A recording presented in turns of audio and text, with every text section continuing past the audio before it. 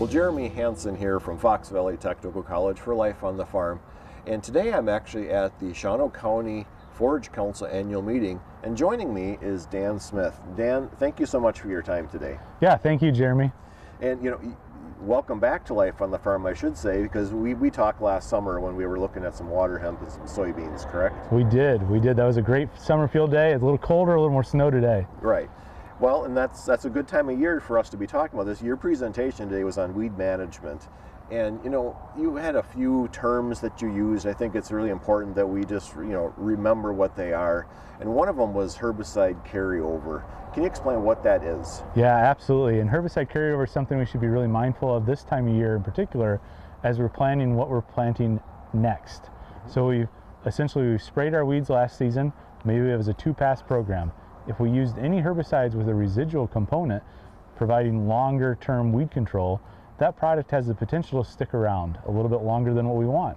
If it sticks around a little bit longer than we want and damages the next crop or a cover crop we have out there, that's herbicide carryover. Herbicide carryover is injury from a previous herbicide application that was not intended to occur on that crop. There's a little bit of label guidance that we can use. We can use the rotational restrictions. That's a legal requirement, so always read, follow, and understand your herbicide and all pesticide labels that we're applying. That gives us our guidance, and then oftentimes that guidance is 18 months to 2 years for some of our really good corn herbicides to plant alfalfa after. So that's why we're talking about it today, is in a corn silage alfalfa rotation, we could be making some choices today with our agronomists that may prohibit planting alfalfa in 2 years. Dan, and you also talked about a pre-harvest interval. Can you explain what that is? Yeah, pre-harvest interval is another legal requirement as well. For silage corn, there's different pre-harvest intervals than grain corn.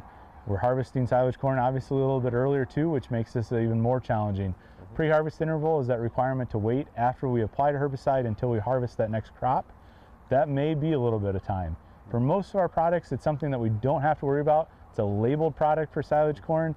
It has that consideration that we're going to chop it, say mid-September through mid-October, we're going to be okay. But there are a few corn products that do have a longer pre-harvest interval. So if we come in, do a cleanup pass in, say, late July, we have to be really mindful of that. Right. And so those two concepts, you followed your presentation with, planting into cover crops, or actually establishing a cover crop into an existing crop. So if we plant green, we're planting corn into a winter rye cover crop, what's some of the strategies we got to use? Yeah, so we've got to get rid of that cover crop eventually. Eventually that, say, winter rye or triticale is going to really compete with our corn. Even if we chop it for silage, or rylage rather, we're going to have a little bit of that cover crop come back, cause us issues later on. So we need to have a plan to terminate that cover crop. But it's a holistic system. We really want to be thinking about that entire program today. When the snow's still on the ground, the winter rye is asleep under that snow.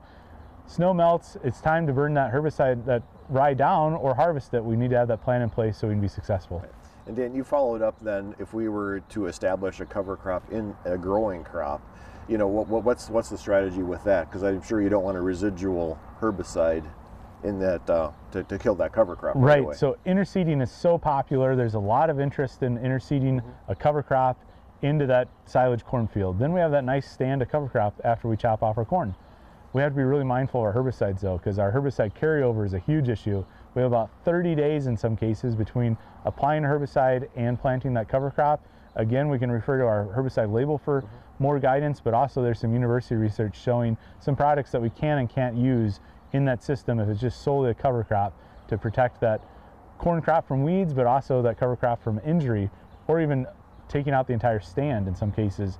A lot of our residual herbicides are going to be around for 30 to 50 days in our really strong corn programs. That's not going to allow for a good interseeding stand to be established. We need to be thinking about that. Right, plan ahead. That's absolutely correct, and this is a great time to be doing that. Right. Dan, I always enjoy talking with you. Thank you so much for your time today. I really appreciate listening to you and talking with you now. Yeah, thank you, Jeremy. So for Life on the Farm, I'm Jeremy Hansen.